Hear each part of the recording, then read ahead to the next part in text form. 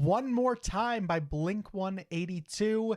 No one gave a fuck that you this time. I won't be complacent. The dreams I gave up and wasted.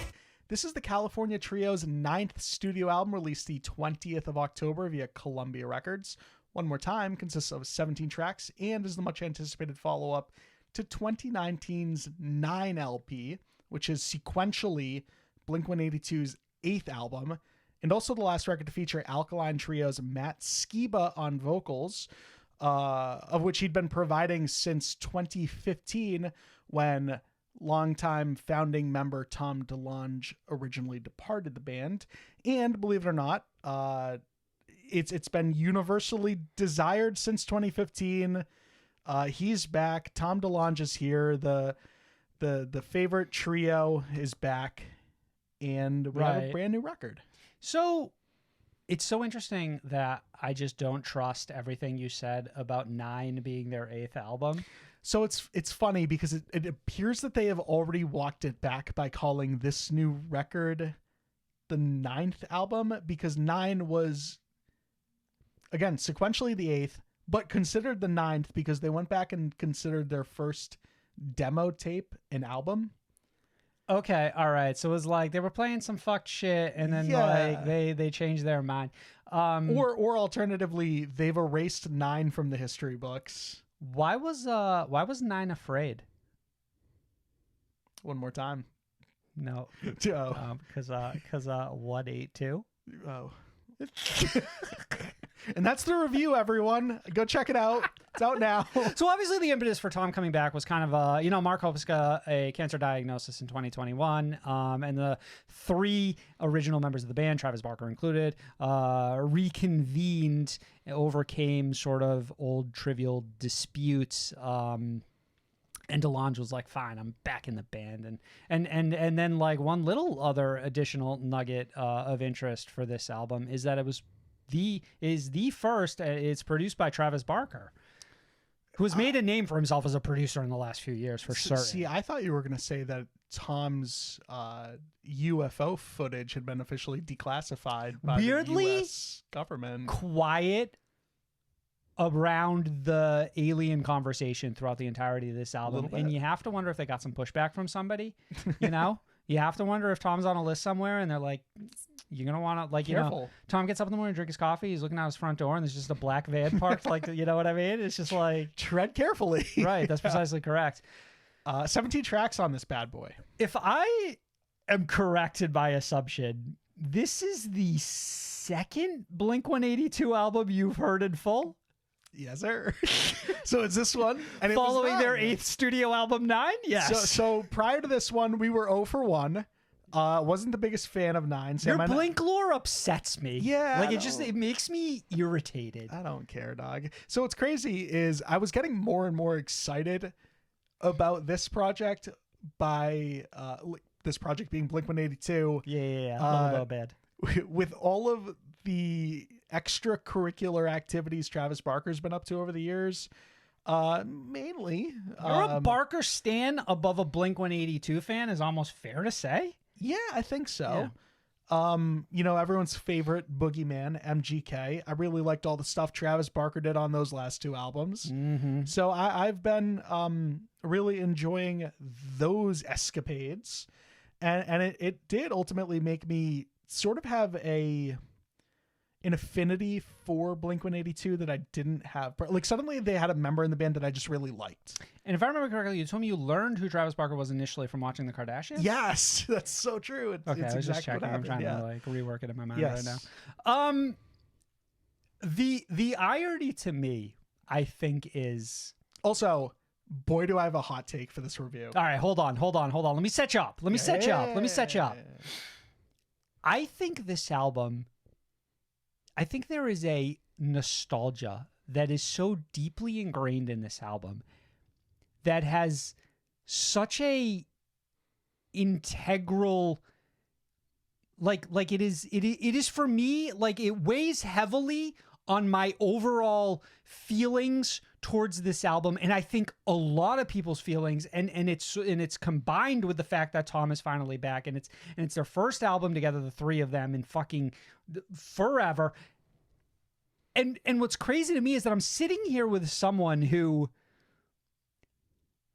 cannot intake any of it. So it's almost like it's this gigantic feature. It's almost like, for me, it's one of maybe one of the most critical, important aspects of this album is sort of the long-standing relationship with this band and the music they've put out over decades, and the fact that they're finally back together, and the way that, like, sonically it feels like they call back to so many different eras. And it's just like, for someone like yourself, completely lost on Doesn't you. matter.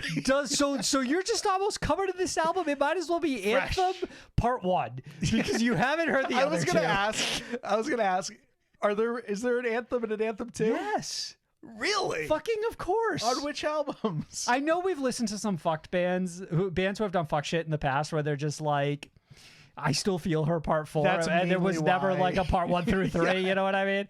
But no, this is legitimate. Okay. All right. And what a way to start the record. Right. Was it as good as the first two? I don't know. Who can I liked say? it. You certainly cannot. So what's your hot take? Give me. I'm dying to know your hot take on this record. So we'll kind of work our way into it, but like, I do want to just tell you building that up I to it. have arrived at a take I believe I consider to be hot, and I will be sharing that. Okay. So first things first, I really do enjoy this record. Were you expecting to? Kind of. I was really enjoying all the singles leading up to it. And again, suddenly, like, Travis, obviously in this band, really like Travis, was just looking forward to hearing it. And I think it mostly delivered on everything that was at least promised to me, who's a short-term fan, not like a long time fan anyway, short time fan. You're every band's dream, to be honest, that 30 years into their career, they're still finding new fans. Sure. All right, I'll get to my hot take. Etching's this Please. band's best song. Edging, I don't even think Edging is the best song on this album. Like, I don't even know. It's just my why. It is just what is it about currently- Edging specifically It's just that got such a good speaks to fucking you? energy. I don't know. I love this track. The fucking, like, the Get the Rope, like, all these fucking, it's just very memorable. And I think that there's a lot of songs on this record with a very similar energy, but just none of them have that grab in the same way this one does. And part of it's probably the video. Is there a furry in this video? It's a bunny, right? Technically, there are lots of them, actually. Yes. All All right, so I you're don't know. going into this album, and you gotta listen to 8 songs before you get to the cream of the crop. Well, what I will tell you is One More Time is actually maybe one of the best tracks on this record. And I think it's one of the better tracks of the year. Edging came out last year, so I can get away with saying that. Fair point. One More Time, the title track, obviously, of this record is just absolutely fantastic. And it does put into great perspective the trials and tribulations that this band has overcome. Obviously, you know, the cancer diagnosis, Travis's near-death experience with the airplane crash. Right. And it's just a really powerful song. Like, how it opens, from strangers to brothers to strangers again. Like, it's just fucking poignant. It's I think what's so crazy about this is that there are so many bands that you and I have listened to who are deep in their careers right now. And oftentimes it just feels like they've run out of things to say. But Blink-182's almost been like, and this is gonna They've sound been a little around weird. so long that they've come full circle, and now they've got things to talk about again. It came from tragedy, but in a weird sense, it feels like they've almost been gifted this incredible, like, conceptual nature to base the entire record around, that it's like finding a friendship from, like, after losing it for years, you know? It's like the story all happened and then it feeds this album, right? And it's like, in a sense, I think other bands would kill for that kind of, like, level of emotional depth yeah, to I know what you fuel mean. a record, right? So they don't gotta, and And what's funny is this album is not always constantly doing that, but even when it's not intentionally doing it, it still feels like it's doing it. You know what I mean? So when you get something like Turn This Off, which is like the dumbest fucking thing you've ever heard in your life, it's like still, oh my God, man. It's like 28 seconds long. The three guys are back together singing about fucking like getting their assholes fingered. Right. It's like the boys are so back right now. I'm tearing up a little bit when they say like proctologist or something. Like it's just crazy to me that like everything they do is so wrapped in the story behind this album. And I honest to God feel like bands would kill to have that level of like depth to the material they're writing this deep. Yeah, it's a so they didn't have to dig for something to like craft an album around. Yeah, it's good silver lining for what is a scary situation, obviously, with Hoppus's diagnosis and all that. Right, like it's not like the type of thing you'd wish for, right? No, you don't want to be in a scary airplane accident. You don't want to face a cancer diagnosis. You don't want to battle aliens or fucking whatever. But I love the idea that it's like every meme where it's like Tom quietly survived an alien invasion and none of us know about it. You know what I mean? That was actually the impetus for all this. It's like, oh yeah, surviving cancer, surviving an airplane thing, and then it's like cut to he's like out in space, just fucking battling aliens, right? just surviving soldiers wars. Dying all around him. You know what I mean? Yeah. He's got a twitch in his eye when he sings out. I was like, he seeds some shit. But I think born from like those same tragedies is just a rejuvenation in their love for their own craft and all that. And what I mean by that is just like outside of the tracks that directly deal with those scary situations, you don't know what you've got is another example of that. It's tracks like Edging and of course like Turn This Off and Turpentine's got a little bit of silliness to it. Right. Like I also really appreciate that because it's clearly this band just sort of rediscovering that same fun.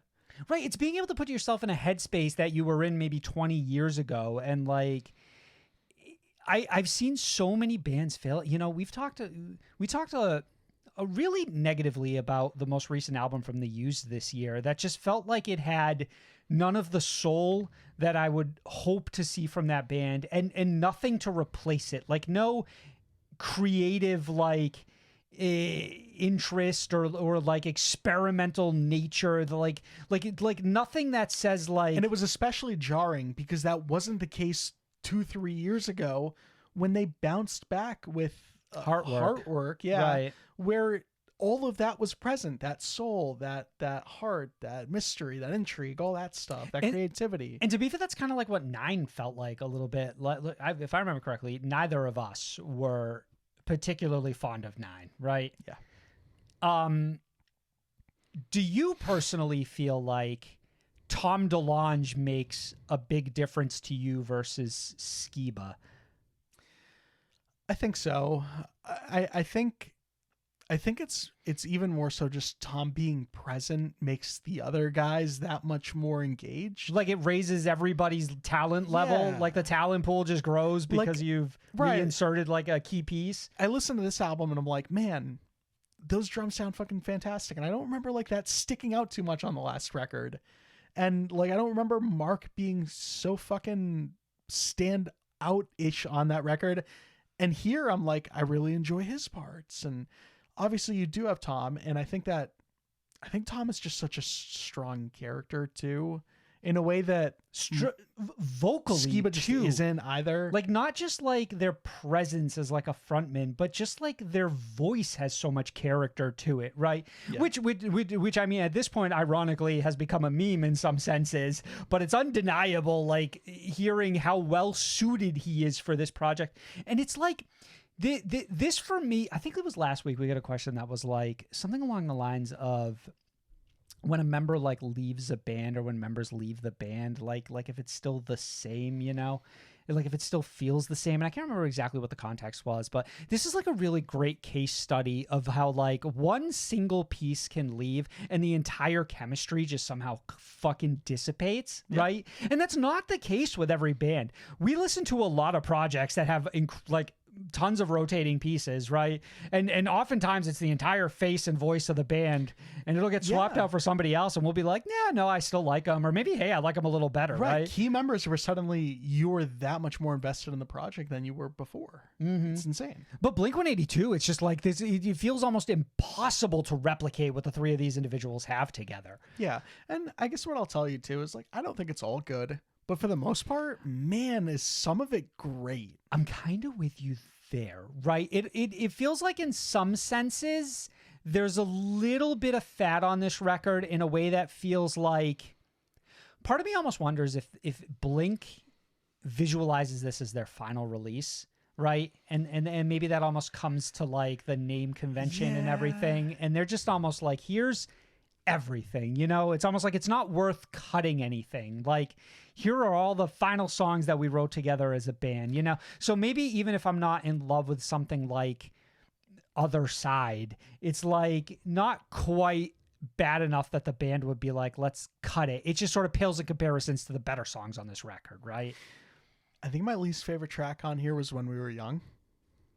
Really? And as far as naming conventions go, feels very intentional considering they are headlining that this weekend. It's explicit. It's festival. explicit. Yeah.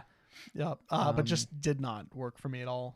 I just did not like the pacing in the chorus. I think there's a couple songs on this record that, like When We Were Young in Childhood, that they don't reach the emotional heights of One More Time, so they feel lesser than by comparison, you know? I think the most standout track to me outside of like singles is Blink Wave, which is like, Blink-182 is like, for all intents and purposes, I feel like this is an Angels and Airwaves song, but it's almost presented as like Blink-182 doing like a synthwave rendition of themselves. Right. And everything about it really works. And I like that they almost like stamp it like in a way that's incredibly on the nose. You know what I mean? It's also such a like clutch, just genre name for like potential genre name one day. But Or you're saying you want to see other bands run with Blink Wave? real quick, just to go back, to the naming convention here one more time, potentially is their last record. I view it more as they're looking at it as it could be their last record, because insane shit like cancer diagnoses happen, plane crashes happen. You don't know. Like tomorrow's never guaranteed. You forgot that. Alien invasions, right? Just they're among us. And I view it more as like, hey, we're gonna give you all we got because we don't know if we'll be back. We're gonna try, but it's just not guaranteed, type thing. Agree completely. I think it's like you can read as much into it as you want, right? Yeah. But there is a sense of finality here. Right, but and that sense of finality is another aspect that I feel like helps elevate this record, right? Because it gives it like it gives it a heavier weight, like it carries more weight.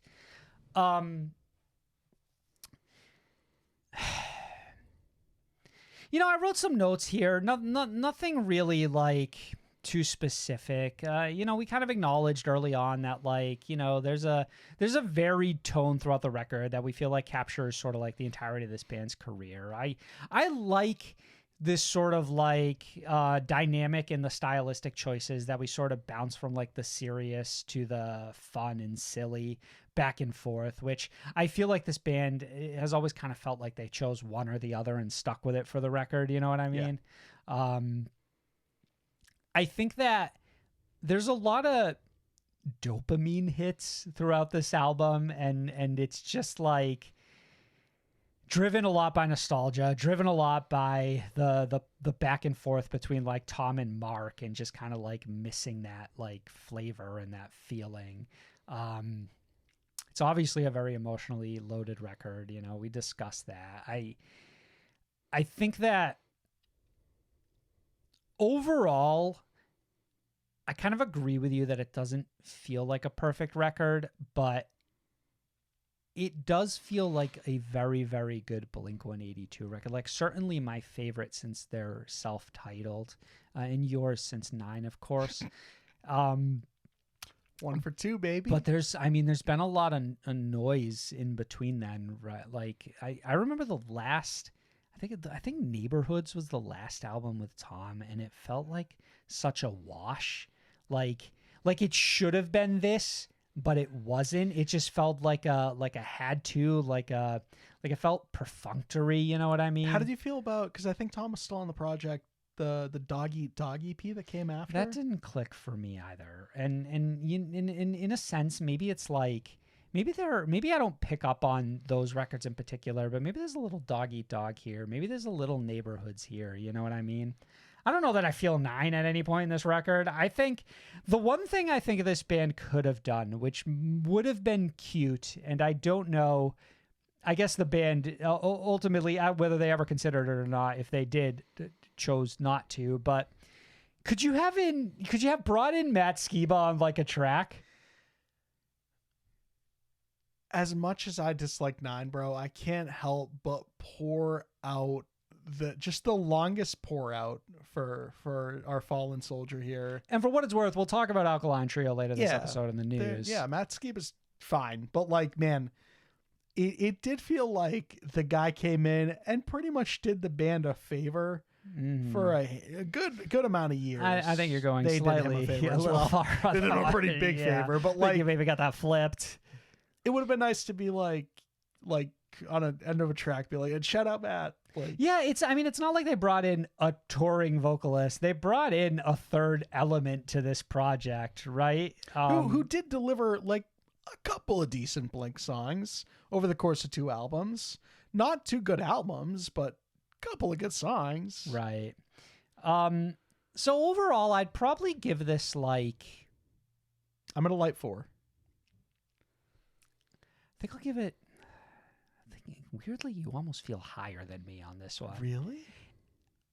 I mean, I really did enjoy this record. I'm comfortable with a light 4. It's just like, I think in the grand scheme of the albums I've listened to this year, I don't know. Does this match up with the other 4s? Right, that this is one of the like best ones I've heard this year. I don't even know if this is the best album I heard this week, but oh, it's not. In the grand scope of BLINK-182, this feels like a 4.5 to me. You know what I mean? So I guess I'll say we're kind of aligned there from like different perspectives, I suppose. Interesting.